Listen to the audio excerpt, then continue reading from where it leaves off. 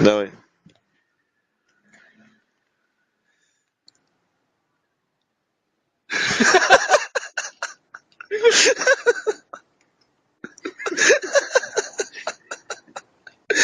Ну, если напрячь его как-нибудь по-другому.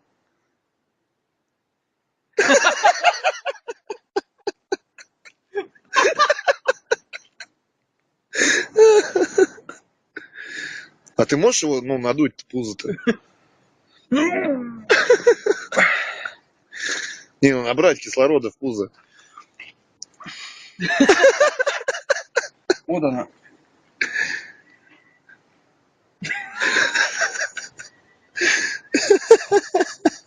Нет ручек, нет мультиков. Сконцентрируйся. Где твои медихлорианы? Congratulations, you're alive. That's a big deal. It means that every one of your ancestors successfully avoided death, at least for a while.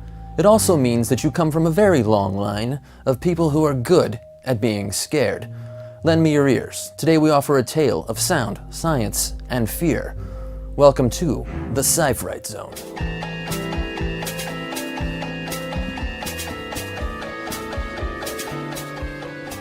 In my video with What's That Buzz, we saw how easy it was to take something that's not normally that scary and add a little bit of fear using a few sound tricks. Now, fans of scary movies know there's primarily two ways that movies use sound to scare you. The old jump out from behind a corner trick, or using sound to set a more generally frightful mood. Now, sound is nothing but vibrations. What is it about our biology that makes only some of them scary?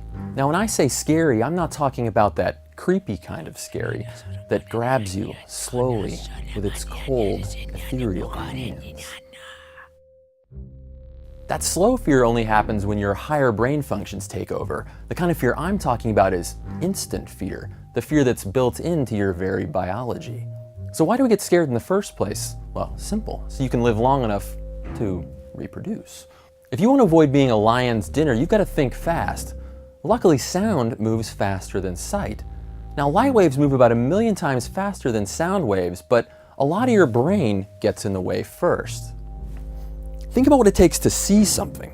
First, light has to activate several kinds of photoreceptor cells in your retina. Then a signal travels down your optic nerve, where it stops in the center of your brain and gets sorted. Then it goes back here to your visual cortex to be decoded with the edges and the shapes. And then it goes off elsewhere in your brain so you can finally remember that the shape you're looking at is a lion. Whew. All in all, that process could take up to half a second. Now, I don't know about you, but when I'm staring down a hungry lion, that's half a second too long. This is why we say we live in the past. Like the train station in hell, when it comes to what we see, we are forever delayed. Now, whether it's optical illusions or even just paying attention, it's the very complexity of our visual system that makes it so easy to fool. But hearing operates on a completely different wavelength. I love puns. While you can shut off your vision pretty easily, your sense of hearing is never really off, even when you're asleep. And you're just not conscious of everything that you're hearing, which is good because otherwise you would go completely nuts. In his book, The Universal Sense, Seth Horowitz explains that hearing is a mechanical rather than chemical sense. To demonstrate, let's say I sneak up behind you. Between your inner ear and your muscles tensing, that signal only has to travel through 5 nerves. The whole process is over before the rest of your brain is even aware what happened. You can't fight it. This is hardwired into your brain's anatomy. This so-called startle reflex is probably the fastest thought that you can have. Of course, startling us isn't the only way that sound can make us feel things beyond our conscious control. Here's a famous example. Now, we have no idea what a T-Rex actually sounded like, but for Jurassic Park, they blended the sound of a baby elephant, a growling tiger, and an alligator's low-pitched snarl. Using animal sounds to invoke terror is one of the oldest tricks in the movie book. Jeez, that's enough. 2010 study by researcher Daniel Bloomstein analyzed scary film soundtracks and found that they contain more of what's called non-linear sounds, which contain things like rapid frequency jumps or non-standard harmonies, noise, or when an instrument or a voice is pushed beyond its normal range. Animal alarm and danger calls seem to be full of these non-linear sounds. It seems to trigger some sort of innate danger signal inside of our brains. Now, they've even incorporated these non-linear sounds into film music, which I can't play for you because of intellectual property law. But I put a bunch of links down below, so make sure to check these out.